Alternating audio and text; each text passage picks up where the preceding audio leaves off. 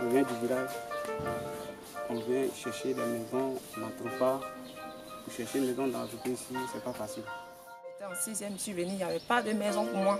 Moi, j'étais dans un village voisin, là, à Miazé, qui est au moins de 4 km d'ici. C'est de là-bas que j'ai quitté pour venir. Quand c'est la rentrée, il y a des problèmes de maison.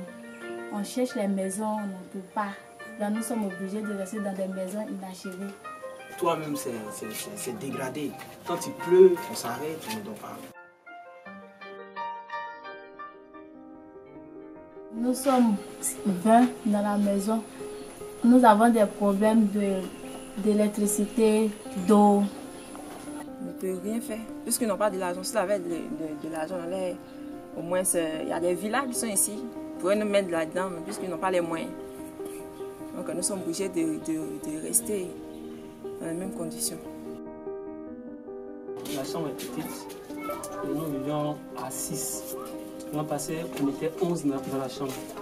C'était un peu difficile. Et cette année, c'est un peu amélioré, mais c'est vraiment pas la peine. Ta petite chambre là, c'est genre comme il y a la cuisine, il y a la chambre à dormir, salle à manger en même temps, toute la petite chambre là. On est obligé de dormir avec les filles. On s'associe. Si on ne s'associe pas, on ne sait pas qui a dormi, on ne sait pas qui va rester. À cause de ça, on s'associe. Au niveau des jeunes filles, c'est que souvent tu es dans la maison avec une autre personne en dehors de ta famille.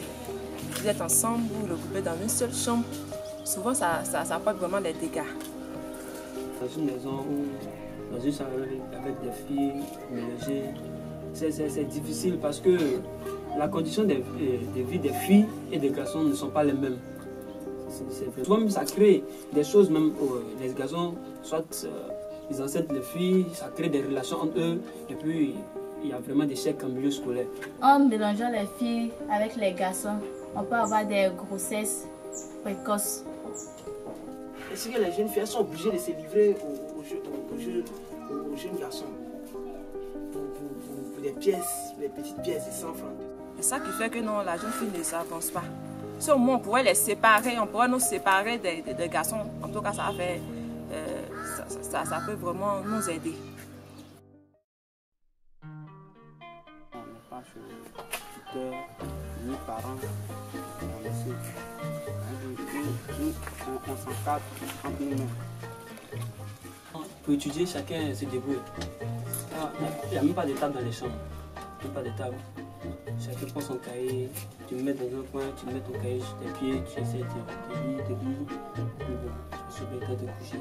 Si on attendait qu'on mette les chaises, table, banc, tout, pour que nous soyons à l'aise, vraiment, on serait toujours les derniers en classe.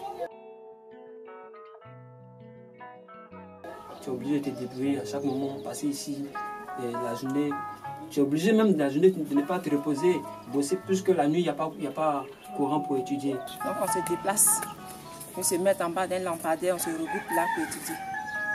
On étudie de 19h à 22h comme ça, parce qu'on ne peut pas rester dehors. Des fois on a froid. Maintenant on rentre vite. Après pour étudier, on a beaucoup de difficultés. Un élève qui a cours à 7h, 7h00, à quelle heure tu dois quitter chez toi pour arriver à l'heure? Parfois, ceux qui sont en classe d'examen, quand tu bosses la nuit, il faudrait que le matin, vers les 4h par là, tu dois réviser encore. Oh, il y a combien d'eau encore qui est à côté? Donc je me réveille à 4h du matin, je suis debout pour regarder. Il y a beaucoup de bandits dans la rue, donc à 4h, tu prends ton temps pour se réveiller, ils vont t'agresser. Comme truc, on n'a pas les moyens de transport, ça fait que chaque fois, on se lève très tôt pour reprendre ce qu'on a bossé, puis on se lave. Nous sommes obligés de se laver à 3 dans la douche. Même il y a des garçons aussi qui se lavent à côté. Parce que si on ne fait pas ça, nous pouvons rester aussi en retard beaucoup. Ici, à mon école, ça peut au moins faire 3 km ou 4. Bon, je ne connais pas plus, mais c'est éloigné de ma maison. Marcher au moins à 5 km pour arriver à l'école. Arrivé à l'école, ton intelligence a disparu, ton esprit est déjà parti. Le matin, je ne mange pas parce qu'il n'y a pas de l'argent. Nos parents sont pauvres, ils sont des planteurs. Nous sommes moins de 5 personnes au collège, vraiment c'est pas facile. Le peu qu'on nous donne, vraiment si tu veux manger matin, ça ne peut pas finir le mois.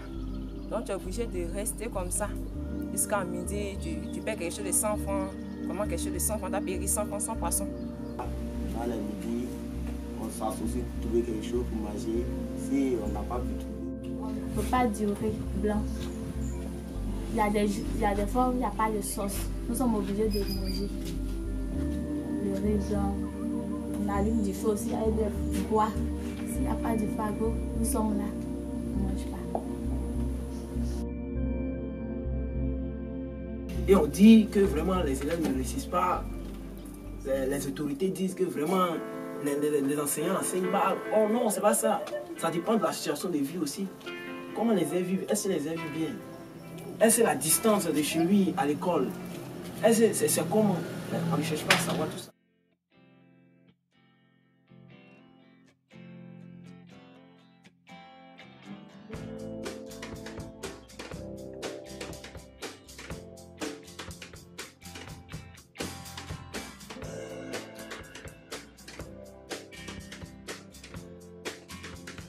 Oui, si j'ai reçu mon examen, je vais continuer l'école. Malgré la difficulté, je vais continuer, mais puisque on va faire comme